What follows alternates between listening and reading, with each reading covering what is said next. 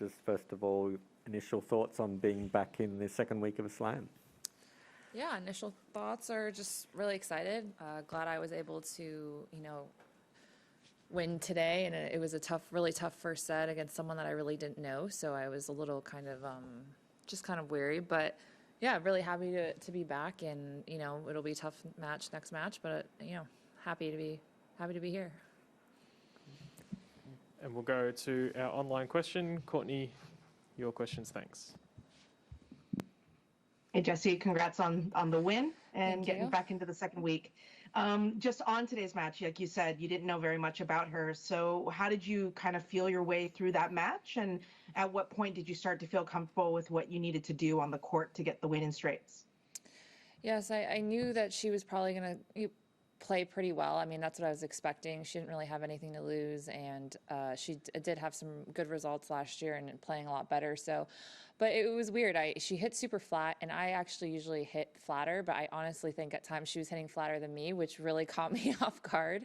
I wasn't used to that, but I just tried to just not get frustrated, like just really stay tough, try to play a little bit smarter. I tried to mix it up a little bit, which won me some points. And then I had a feeling if I could pull out that first set that maybe her level would drop a little bit. And I was able to capitalize on that and get, one early break and really kind of take control of that set. So I would say, yeah, after I broke her the first game of the second set, I was feeling like I was in control. That feeling of that idea of match management, of kind of understanding how you can, that maybe her level would dip and things like that. How much of that comes from experience of playing so many matches last year, seeing what it's like to be at times a higher ranked player playing a lower ranked player who comes out blazing, but can't sustain? How much does that help in these sort of situations? I think that's something that I've gotten a lot better at especially the past year, is managing the matches. And sometimes maybe you're not playing well, or maybe something isn't working right, but I think you kind of know when to kind of step up, and when you need to make something happen, when you don't need to force it. You can kind of almost feed off of how they're feeling and stuff like that. And I think against maybe the girls who aren't as experienced, that's really a huge factor in getting those wins, or maybe pulling out a close set where, I mean, it really could have gone either way, but I think maybe I just played the moments a little bit better. So that's definitely something I've learned the past year, and I think I've been able to use that in my matches as another tool. Maybe not something like it's not a stroke or anything, but it's definitely something that has gotten a lot better. Yeah, like lower ranked players can sometimes, like when you haven't had the breakthrough, you can be a little bit too stuck in your own head and focusing on yourself. And as the experience comes of being a top player, I feel like top players are more aware of their other opponent. It's like you're not, does that resonate with you? Definitely. I mean, I really felt like that even last year, making quarters here. Even like through all the matches, I was just trying to do better at slams, really, because I kind of had that feeling with slams, like I would build it up as it was this amazing, huge thing.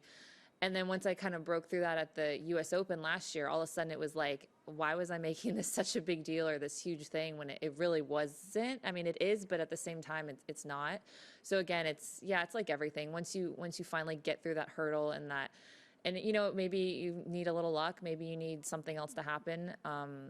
Sometimes I think, and for me, breaking through, I remember last year I won a really tough match, first round US Open, and I felt like that was kind of my breakthrough. And then even playing Vika here last year, first round, and I know she got a little like sick or whatever in the second set, but sometimes that's what you need to kind of give you that confidence boost. And then all of a sudden, you become so much more aware of what's going on and how to play the moments, and don't get so caught up in your emotions, I think. So first week in the books, three solid wins. Can you just kind of reflect on the week? What do you think, especially coming in having not had a win in the season? What have you been particularly pleased with this week that you take into the second? Definitely think I've been playing better every match. Got through a really tough match first round where it was kind of you just had to compete to kind of win. Could have gone either way. Second match was dealing with a lot of conditions, and then third match today, I think I played pretty solid. The second set, I think I probably is one of the better sets of tennis I've played since I've been here. So that's obviously very comforting that I feel like I'm playing better. I think it's good timing because I'm going to play Maria next, and I know that she's going to compete really well, and she's got a lot of she does everything really well. Like when she's firing on all cylinders, it can be really tough. And we had a really tough match last year in Miami. So I'm glad that I'm playing my way into the tournament a little bit. Hopefully it's enough for next round. But yeah, I would just say I'm happy with the way I've been able to handle it. I know I didn't maybe play seed today or anything like that, but I think just getting through the challenge of, okay, I was supposed to kind of win, it was a different kind of challenge for me. And I think that's important for me to get through that.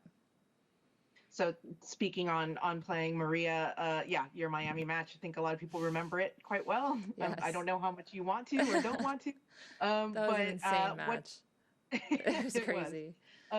What did you, she was very complimentary of your maturity and just kind of on-court presence of staying calm and things like that, which she appreciated. She said, I'm curious for you from that Miami match, what do you take in terms of your ability to match up with her and the confidence of being able to get that win, next. And yeah, that's the main question there.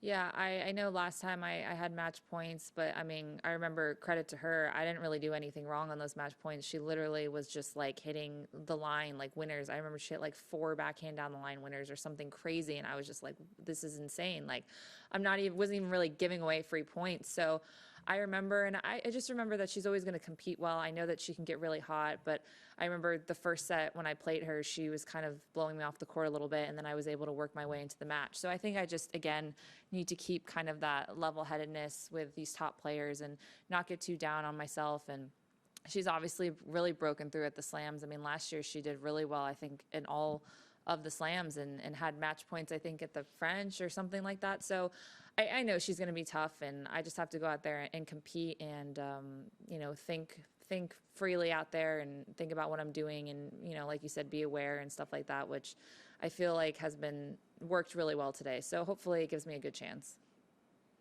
And then just last question from me, but just what are you doing throughout the first week in Melbourne, off and away from the courts, that seems to be keeping you in a good mind frame, good stead, taking your mind off of all the hubbub of a slam? Honestly, I've been going to the casino a lot. Amazing. No, literally, I think I've been like 6 times. Like I was going every single night. I remember I played the next day, and it was like, because it's literally like there's like a little walkway. It's like a 2-minute walk across to my hotel. And I would just go and play some blackjack. And actually, it sounds silly, but it got me like, it was good for me because it kind of relaxes you, but also you have to think a little bit in blackjack with like what to play. So it's good because it got me kind of like thinking about strategy and all this stuff, but at the same time, it would kind of kill some time and kind of relax me. I mean, I'm not like losing a ton of money or anything. I'm not like crazy, but honestly, it's been really relaxing. So that's what I've been doing. It's just kind of sad. But. Fantastic. Just blackjack is your game? Yeah, we played Casino War a couple times with my sister.